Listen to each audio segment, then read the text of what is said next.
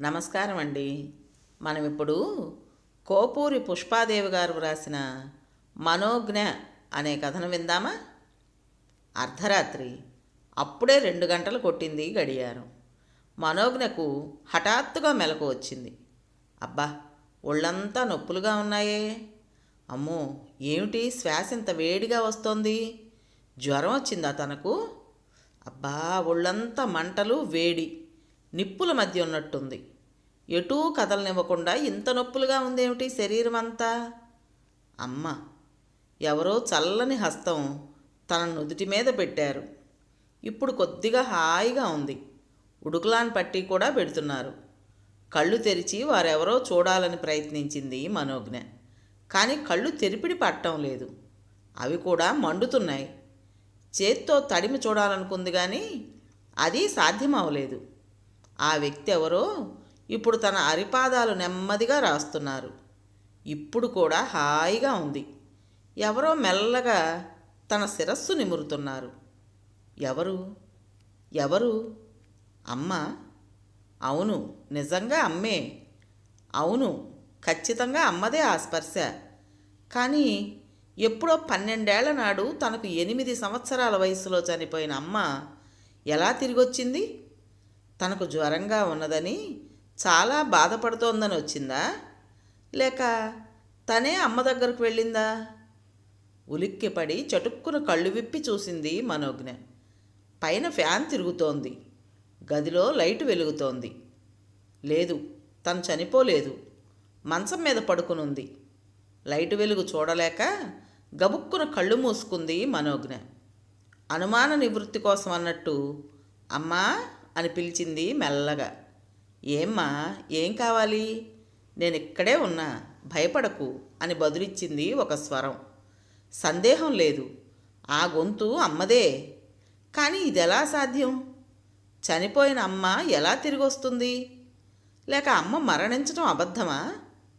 మరైతే అప్పుడు అందరి ఏడుపులు, పాడెగట్టడం, అమ్మకు దండలు వేసి దాని మీద పడుకోబెట్టడం, తీసుకువెళ్ళిపోవడం అవన్నీ ఏమిటి? మరి ఇప్పుడు అమ్మే. అయితే అమ్మ చనిపోవడం నిజం కాదా? లేక అమ్మ ఇన్నాళ్ళు ఎక్కడో దాక్కు నుండి ఇప్పుడు తిరిగి వచ్చిందా? అమ్మ కోసం తను ఎంత ఏడ్చింది, ఎంతగా అల్లాడిపోయింది, ఎంత బెంగపడింది. అయినా అమ్మా మను, నీకోసం నేనున్నాను, నీకేం భయం లేదు అని చెప్పిన వాళ్ళు ఒక్కరూ లేరు. వదినకు ఎంతసేపు అందరూ తన మాట వినాలనే పట్టుదలే తప్ప ప్రేమ, అభిమానం చూపించటమే తెలియదు. అన్నయ్య అంతే, నాన్న కూడా అంతే. అమ్మే మంచిది, నన్ను ప్రాణంగా చూసుకుంటుంది. మళ్ళీ ఈసారి అమ్మను వెళ్ళనీయకూడదు. అమ్మ నా దగ్గరే ఉండాలి. అవును, నా దగ్గరే ఉండిపోవాలి అమ్మ. అమ్మ. జ్వరం కొద్దిగా జారడంతో మత్తుగా నిద్రపోయింది మనోజ్ఞ.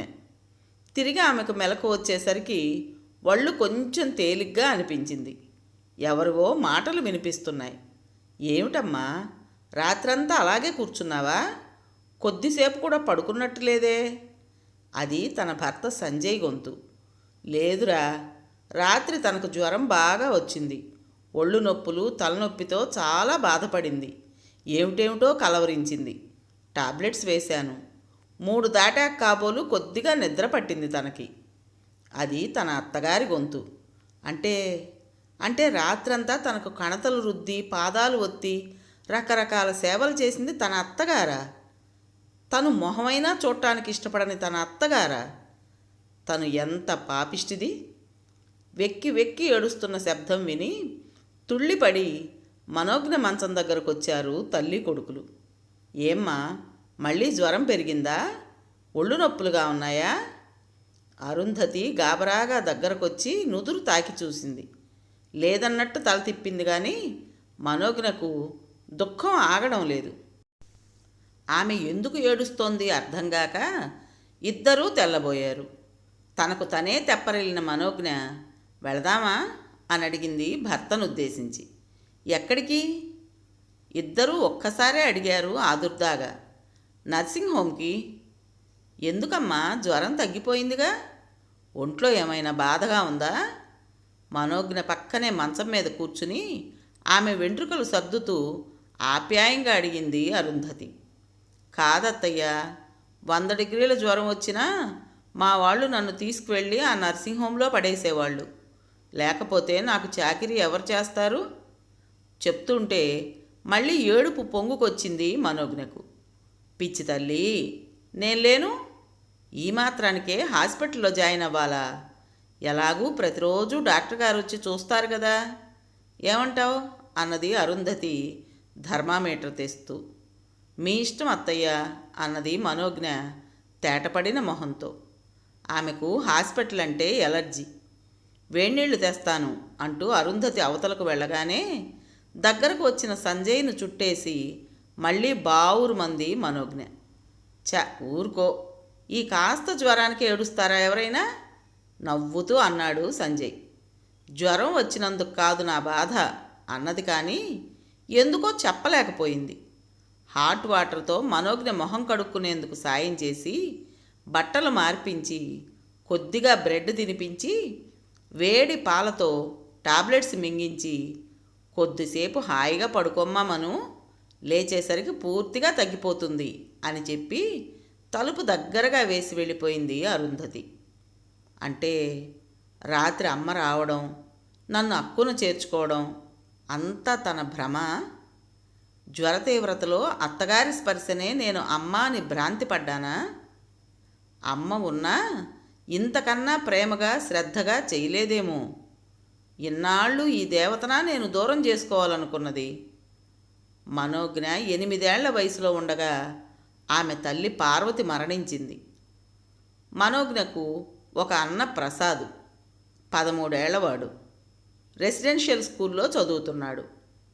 తండ్రి రాజారాం గారు మళ్ళీ వివాహం అయితే చేసుకోలేదు, కానీ బొత్తిగా పిల్లల మంచి చెడ్లు చూసేవాడు కాదు. అసలు పిల్లల్ని ఆప్యాయంగా దగ్గరకు తీసుకోవడమే ఆయనకు తెలియదు. చాలా భారీగా క్లాత్ బిజినెస్ చేసేవాడు. అందులోనే ఆయనకు ఊపిరి సలపనంత పనుండేది. లంకంత ఇంటిలో మనోజ్ఞ ఒంటరిగా బిక్కుబిక్కుమన్నట్టుండేది. వాళ్లకు బంధువులు తక్కువే. అమ్మమ్మ నాయనమ్మలను కూడా ఆమె ఎరగదు. వంట మనిషి పెట్టింది తిని స్కూల్కి వెళ్ళి వచ్చి ఏకాకిలా తన గదిలో కాలక్షేపం చేసేది. ఏమిటో మరి ఆ అమ్మాయికి స్నేహితులు లేరు. చదువు మీద కూడా పెద్దగా ఇంట్రెస్ట్ లేదు. తండ్రి మాదిరే అన్న ప్రసాద్ కూడా చెల్లెలు అని ప్రేమ అభిమానం చూపేవాడే కాదు. ఆ ఇంట్లో ఎవరి గది వాళ్ళది. ఎవరికి ఆకలి వేస్తే వారు డైనింగ్ రూమ్కి వెళ్ళి వంట మనిషి చేత పెట్టించుకుని తినేవాళ్ళు. అలా సంవత్సరాల తరబడి ఒంటరితనం అలవాటైపోయింది మనోజ్ఞకు. అలాగే 10 ఏళ్ల కాలం గడిచిపోయింది. ప్రసాద్కు పెళ్ళయి వదిన రమ్య కాపురానికొచ్చినా మనోజ్ఞ స్థితిలో మార్పేమీ రాలేదు. మామగారిచ్చిన అలుసుతో రమ్య మనోజ్ఞపై అభిమానం కన్నా అధికారం ఎక్కువ చూపించేది. ఆమెకు అది నచ్చేది కాదు. మనోజ్ఞకు సంజయ్తో పెళ్ళయింది. వాళ్ళది కూడా అదే ఊరు. అతను ఇంజనీరింగ్ కాలేజీలో లెక్చరర్. అతని తండ్రి ప్రభాకర్ రైస్ బిజినెస్ చేస్తారు. ఒక చిన్న తమ్ముడు ధనుంజయ్ ఫస్ట్ క్లాస్ చదువుతున్నాడు. మధ్యలో 3 పిల్లలు చనిపోవడంతో అన్నదమ్ముల మధ్య వయసులో అంతెడం వచ్చింది. పెళ్ళయి 3 నెలలు దాటింది. మంచి రోజు చూసి కాపురానికి పంపండి అన్నారు మనోజ్ఞ అత్తవారు. ఆ సంగతి కూతురికి చెప్పాడు రాజారాం. ఆమె ఏమీ మాట్లాడలేదు. తన డ్యూటీ అయిపోయినట్టు వెళ్ళిపోయాడు ఆయన. ఇది జరిగిన నెల రోజులకు మనోజ్ఞ అత్తగారు అరుంధతి బాత్రూంలో కాల్జారి పడిపోయింది. కాలు ఫ్రాక్చర్ అయ్యి చాలా నొప్పి చేసింది. సిమెంట్ కట్టు వేసి 1 నెల రోజులు ఏ పని చేయకుండా విశ్రాంతి తీసుకోమన్నారు డాక్టరు. కొన్నాళ్ళు అమ్మకు సాయంగా ఉందువు, ఇంటికి రమ్మని పిలవడానికి వచ్చాడు సంజయ్ మనోజ్ఞను. అతను గంటసేపు కూర్చున్నా వస్తానని కానీ రానని కానీ ఏమీ చెప్పలేదామె. అతనికి విసుగొచ్చి గట్టిగా అడిగితే కన్నీరు పెట్టుకున్నది. కోపం వచ్చి వెళ్ళిపోయాడు సంజయ్. తరువాత కొన్నాళ్లకు ప్రభాకర్ గారు స్వయంగా వచ్చి కాపురానికి పంపమని అడిగినా ఫలితం లేకపోయింది. చిరాకొచ్చిన సంజయ్ ఏదో ఒకటి తేల్చుకుందామని పట్టుదలగా వచ్చాడు ఆ రోజు. నువ్వు నీ ఉద్యోగం వేరే ఊరికి ట్రాన్స్ఫర్ చేయించుకుంటే వస్తుందటయ్యా అమ్మాయి అని చావు కబురు చల్లగా చెప్పాడు రాజారాం. ఇది విని నిర్ఘాంతపోయాడు సంజయ్. విద్యుద్ఘాతం తగిలిన వాళ్ళ విలవిలలాడాడు. చెట్టు నుంచి విరిచిన కొమ్మలా వాడిపోయాడు. ఆ తండ్రి కూతుళ్ళ మనస్తత్వం ఏమిటో బోధపడలేదు అతనికి. ఎంతగా బ్రతిమాలి బుజ్జగించినా భార్యను ఒప్పించలేక, తల్లిదండ్రుల్ని నొప్పించలేక నలిగిపోయాడు సంజయ్. ఆఖరుకు ఈ సంక్రాంతి పండుగ 3 రోజులన్నా మా ఇంట్లో ఉంటే నీ కోరిక గురించి ఆలోచిస్తాను అని షరతు పెట్టాడు సంజయ్.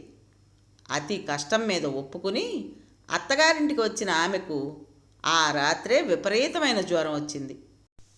అప్పుడప్పుడే ఉదయభానుని బంగారు కిరణాలు భువిని ముద్దిడుతున్నాయి. ఆ మధుర స్పర్శకు పులకించిన వృక్షరాజాలు మత్తుగా ఊగాయి. పక్షి సంతతి నిద్ర వదిలించుకుని కిలకిలా రాగాలతో ఆ లేత కిరణాలకు స్వాగతం చెప్తున్నాయి. అప్పుడే కొద్దిగా నిద్రపట్టిన మనోజ్ఞ నుదుటి మీద చల్లని స్పర్శకు ఉలిక్కిపడి కళ్ళు తెరిచి చూసింది. 6 సంవత్సరాల మరిది ధనుంజయ్ జ్వరం తగ్గిందా వదినా అని అడుగుతున్నాడు. సారీ వదినా, రాత్రి నీకు ఫీవర్ బాగా వచ్చిందట కదా, నేను నిద్రపోయాను, నాకు తెలీదు, వచ్చి నిన్ను చూడలేదు. పెద్ద ఆరిందాలా చెప్తున్నవాడి మాటలకు నిజాయితీ ధ్వనించిన ఆ స్వరానికి చలించి, రా బాబు ఇలా కూర్చో అంటూ తను జరిగి వాణ్ణి తన పక్కన కూర్చోబెట్టుకున్నది మనోజ్ఞ. నిన్న మా స్కూల్లో ఏమైందనుకున్నావు వదినా? నా పక్కన కూర్చుంటాడు చూడు హరి, వాడి పెన్సిలేమో వెనక్కి కూర్చునే ఉదయ్ తీసి తన బ్యాగ్లో వేసుకున్నాడు. అది నేను చూశాను. పెన్సిల్ పోయిందని హరి ఏడుస్తుంటే మిస్ అందరినీ అడిగారు. అందరూ మేం తీయలేదు అన్నారు. నేనేమో ఉదయ్ తీసిన సంగతి చెప్పాను. మిస్సు పెన్సిల్ హరికి ఇప్పించి ఉదయ్ని ఒక దెబ్బ కొట్టారు, ఇంకెప్పుడు దొంగతనం చేయొద్దు అని చెప్పి. మేమందరం ఉదయ్కి షేమ్ షేమ్ చెప్పాం. చూడొదినా, ఆ కోపంతో వాడు ఏం చేశాడో, గ్రౌండ్లో నన్ను తోసేశాడు అంటూ చిన్న దెబ్బ తగిలిన మోకాలిని చూపించాడు ధనంజయ్. అయ్యో పాపం, దెబ్బ తగిలిందా అంది మనోజ్ఞ. చచ, ఇటువంటి చిన్న చిన్న దెబ్బలను నేను పట్టించుకోనొదినా, మగాణ్ణి కదా. మీసం మెలేస్తున్నట్టుగా ఫోజు పెట్టి చెప్పాడు వాడు. వాడి ఫోజుకు పక్కుమని నవ్వి, నువ్వు భలేవాడివయ్యా అన్నది మనోజ్ఞ. అవునంటొదినా, అందరూ ఆ మాటే అంటారు. ఎందుకో నాకు అర్థం కాదు, కళ్ళు గుండ్రంగా తిప్పుతూ అన్నాడు సంజయ్. వాడి చిలిపి మాటలకు నవ్వు రాగా ఆప్యాయంగా దగ్గరకు తీసుకుని ముద్దు పెట్టుకుందామె. చ, ఏమిటొదినా నువ్వు కూడా అమ్మలాగా సిగ్గుపడ్డాడు ధనుంజయ్. ఏరా ధను, వదిన్ని విశ్రాంతి తీసుకోనీయకుండా నీ కబుర్లతో విసిగిస్తున్నావా? ఇలా వచ్చేయ్ అంది అరుంధతి. చిన్నవాడని గారం చేయటంతో వాడికి చిలిపితనం, కొంటి చేష్టలు ఎక్కువ. లేదత్తయ్య, ధనుని నా దగ్గర ఉండనివ్వండి, మేమిద్దరం ఇప్పుడు దోస్తులమయ్యాం నవ్వుతూ అంది మనోజ్ఞ. నిజంగానా వదినా? అయితే మనం ఇప్పుడు పార్టీ చేసుకుందాం. నా దగ్గర జామకాయ ఉంది, తెస్తానుండు అంటూ తుర్రుమన్నాడు పిలుస్తున్నా వినిపించుకోక. కొద్దిసేపటికి మామగారు ప్రభాకర్ గారు వచ్చారు గదిలోకి. ఏమ్మా, ఇప్పుడు కొద్దిగా తేలిగ్గా ఉందా? రాత్రి చాలా బాధపడ్డావుట. నేనిప్పుడే వైజాగ్ నుంచి వచ్చాను. రాగానే అరుంధతి చెప్పింది. ఇప్పుడు కులాసాగా ఉన్నట్టే కదా, డాక్టర్ గారు వస్తారు. నీకేం కావాలన్నా మొహమాటం లేకుండా మమ్మల్ని అడుగమ్మా. నేను నీ తండ్రి లాంటి వాణ్ణి, ఏమీ బిడియపడకు అంటూ ఆప్యాయంగా ఆమె తల నిమిరి షాపుకు టైం అవుతోందంటూ వెళ్ళిపోయారాయన. ఆయన చూపించిన అభిమానానికి మనోజ్ఞ సిగ్గుపడిపోయింది. తన కన్న తండ్రి ఒక్కనాడైనా ఇలా పలకరించాడా? ఆప్యాయంగా దగ్గరకు తీసుకున్నాడా? అసలు తన మొహమే చూడ్డాయన. ఏదో కన్నాడు కాబట్టి, బాధ్యత ఉంది కాబట్టి పెళ్లి చేసి చేతులు దులుపుకున్నాడు. మీ ఇంటికి ఫోన్ చేయనా, నీకు ఇలా జ్వరంగా ఉందని అడిగాడు సంజయ్ ఆమెకు కాఫీ తీసుకువచ్చి ఇస్తూ. వద్దు అంది మనోజ్ఞ మంచం దిగబోతూ. వాళ్ళు కంగారు పడతారేమోనని వద్దంటున్నది అనుకున్నాడు అతడు.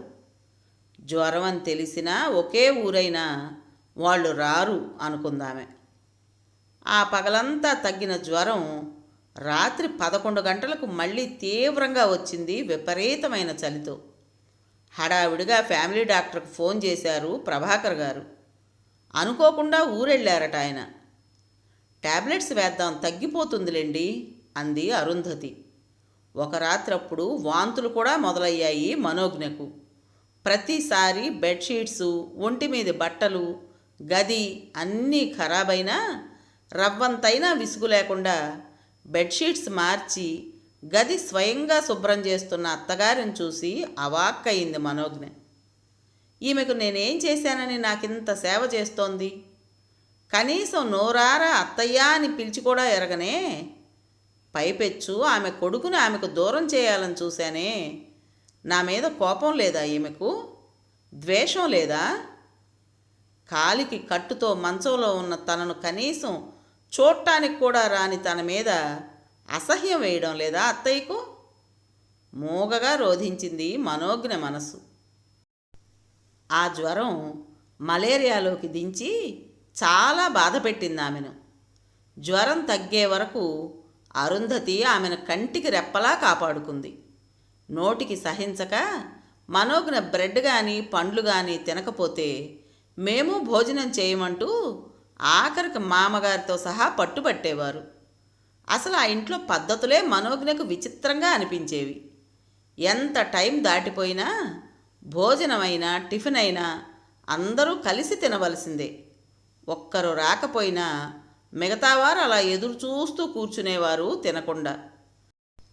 ఆ ఇంట్లో సభ్యులు ఫ్యామిలీ మెంబర్లా కాక ప్రాణ స్నేహితుల్లా మసులుతారు. మనోజ్ఞకు జ్వరం తగ్గిపోయింది కానీ ఇంకా నీరసంగా ఉంటోంది.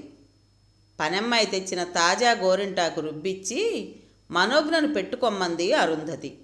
నాకు రాదంది మనోజ్ఞ. అరుంధతి ఓపిగ్గా కూర్చుని మనోజ్ఞ 2 చేతులకు గోరింటాకు పెట్టడమే కాక పాదాలకు పారాణి కూడా పెట్టింది. ఎర్రగా పండిన మనోజ్ఞ పసిమి చేతులను చూసి ఆమె ఎంత మురిసిపోయిందో. ప్రభాకర్ గారిని కూడా పిలిచి చూపించింది. ఇక ధనుంజయ్ అయితే ఒకటే గొడవ, తనకు కూడా వదినకు పండినంత ఎర్రగా కావాలని. భర్త అనురాగం, అత్తగారి ఆప్యాయత, మామగారి అభిమానం, మరిది అల్లరి మనోజ్ఞను ఉక్కిరిబిక్కిరి చేస్తున్నాయి. ఆ ప్రేమవాహినిలో మునిగిపోయిన ఆమెకు రోజులు ఎలా గడిచిపోతున్నాయో కూడా తెలియడం లేదు. నరకం నుండి స్వర్గంలోకి, మండు టెండలో నుంచి చల్లని వెన్నెలలోకి వచ్చినట్లుగా ఉంది ఆమె పరిస్థితి. అత్తగారింట్లో అంత ఆదరణ పొందగలనని ఆమె కలలో కూడా అనుకోలేదు. అసలు కుటుంబ సభ్యుల మధ్య అటువంటి అనురాగాలు, ఆప్యాయతలు టీవీలో, సినిమాల్లో చూడటమే కానీ నిజంగా కూడా ఉంటాయని ఆమె ఊహించలేదు. ఆమె పెరిగిన ఇంటి వాతావరణం ఆమెకు మనుష్యులంటేనే విముఖతను పెంచి, బతకడం అంటే ఆకలికి తినడం, నిద్రొస్తే పడుకోవడంలా నిస్సారంగా జీవితం గడపటమే కాబోలు అనుకునేటట్టు చేసింది. అయినవారి ఆత్మీయతలోని అతి మధుర రుచి ఆమె ఇప్పుడిప్పుడే ఆస్వాదిస్తోంది. ఒకరోజు కాలేజీ నుంచి రాగానే సంజయ్ మనోజ్ఞ దగ్గర ఒక బాంబు పేల్చాడు. బెంగళూరుకి ట్రాన్స్ఫర్ వచ్చింది అంటూ. తుళ్ళిపడింది మనోజ్ఞ. నీ కోరిక తీరిందిగా, బయలుదేరు అన్నాడు. ఏమండి, నిజం చెబుతున్నారా? నమ్మలేనట్టుగా అడిగింది. నిజమే, బదిలీ చేయించుకోమని నువ్వే కదా గొడవ చేసావు. ప్రయత్నించాను, వచ్చింది అన్నాడు సంజయ్ చిద్విలాసంగా. ఎప్పుడో ఏదో అన్నానని సాధిస్తున్నారా? ఆ బదిలీ వద్దని చెప్పండి, మనం ఇక్కడే ఉందాం అన్నది మనోజ్ఞ బిక్కమొహం పెట్టి. అంతా నీ ఇష్టమేనా? కావాలనడానికి మళ్ళీ వద్దనడానికి అదేం మన సొంత సంస్థ కాదు. మరిప్పుడు ఎలాగండి? ఎవరి చేతైనా చెప్పిద్దామా? ఎవ్వరు చెప్పినా వాళ్ళేం వినరు. పిచ్చి పిచ్చి వేషాలు వేస్తే అసలు ఉద్యోగమే పీకేస్తారు. అమ్మో, అలాగైతే మీరు బెంగళూరు వెళ్ళిపోండి, నేను ఇక్కడే ఉండిపోతాను. అత్తయ్య లేకుండా నేను ఉండలేను. మరి నువ్వు లేకుండా నేను ఉండలేను కదా, నాతో నువ్వు రావాల్సిందే పట్టుబట్టాడు సంజయ్. మనోజ్ఞ దిగులు పడిపోయింది. ఆ విపత్కర పరిస్థితి నుంచి ఎలా బయటపడాలో ఆమెకు అర్థం కాలేదు. చిన్నబోయిన ఆమె మొహం చూసి అరుంధతి అడిగింది సంగతి ఏమిటని. మనోజ్ఞ చెప్పింది విని, ఎరా సంజయ్, నిజమేనా అన్నది అరుంధతి. నిజమేనన్నాడు. పోతే పోయిందిలే, దిక్కుమాలిన ఉద్యోగం, ఇక్కడే ఏదో ఒకటి దొరక్కపోదు. అంతగా దొరకకపోతే ఏదో ఒక బిజినెస్ చేసుకుందువు గాని అన్నది అరుంధతి చిక్కుడుకాయలు వలుస్తూ. ఆ మాట వినగానే మనోజ్ఞ మొహంలో 1000 దీపాల వెలుగు వచ్చింది. అలా చెయ్యండి అంది చటుక్కున. అలా చెయ్యండి అంటూ మనోజ్ఞను వెక్కిరించాడు సంజయ్. అప్పుడేమో బదిలీ చేయించుకోమని చంపావు, ఇప్పుడు వద్దంటున్నావు. బదిలీ మాట అబద్ధమేలే. అయినా అప్పుడు నేనెంత నరకం అనుభవించానో తెలుసా అన్నాడు. భార్య తల్లి కూర్చున్న దగ్గరకు వచ్చి వాళ్లతో పాటే తను నేలపై కూర్చుని చిక్కుడు గింజ నోట్లో వేసుకుంటూ. సారీ అండి, వెరీ వెరీ సారీ. ఈ జ్వరం రాకపోతే నేను ఇప్పటికీ ఆ మూర్ఖత్వంలోనే ఉండేదాన్ని. ఈ జ్వరం నాకు చాలా మేలు చేసింది. నన్ను క్షమిస్తారా అత్తయ్య అంటూ ఆమె ఒడిలో తలదాచుకుంది మనోజ్ఞ. అంత మాట ఎందుకు పిచ్చిదానా? అయినా తప్పు చేయడం మానవ సహజం, దానిని దిద్దుకోవడంలోనే మన జ్ఞానం ఉపయోగించుకోవాలి అంటూ కోడల్ని గుండెలకు హత్తుకుంది అరుంధతి. అమ్మో, మీ ఆడవాళ్లకు ఏదొచ్చినా కష్టమే. ఇప్పుడు మీరిద్దరూ ఒకటైపోయారు, నేను పరాయివాణ్ణయ్యాను అంటూ సంజయ్ పెట్టిన బొంగమూతిని చూసి పక్కున నవ్వారు అత్తాకోడళ్ళు. ఆ దృశ్యం ఎంతో మనోజ్ఞంగా తోచింది సంజయ్కు. కథ పేరు మనోజ్ఞ. రచించిన వారు కోపూరి పుష్పాదేవి గారు. విన్నారు కదండి. మరి ఈ కథ మీకు నచ్చిందా? నచ్చినట్టయితే లైక్ చేసి మరో నలుగురికి షేర్ చేయండి. అలాగే ఈ కథ పైన మీ విలువైన అభిప్రాయాన్ని కామెంట్ బాక్స్లో తప్పకుండా తెలియజేస్తారు కదా. మరి ఇంత మంచి కథను మనకు అందించిన రైటర్ గారికి మనస్ఫూర్తిగా మనందరి తరపున ధన్యవాదాలు తెలియజేసుకుంటూ, కొత్త వాళ్ళు కనుక మన ఛానల్ చూస్తున్నట్టయితే తప్పకుండా సబ్స్క్రైబ్ చేసుకోండి. రేపు మరో మంచి కథతో మీ ముందుకు వస్తాను. అప్పటి వరకు ఉంటానండి.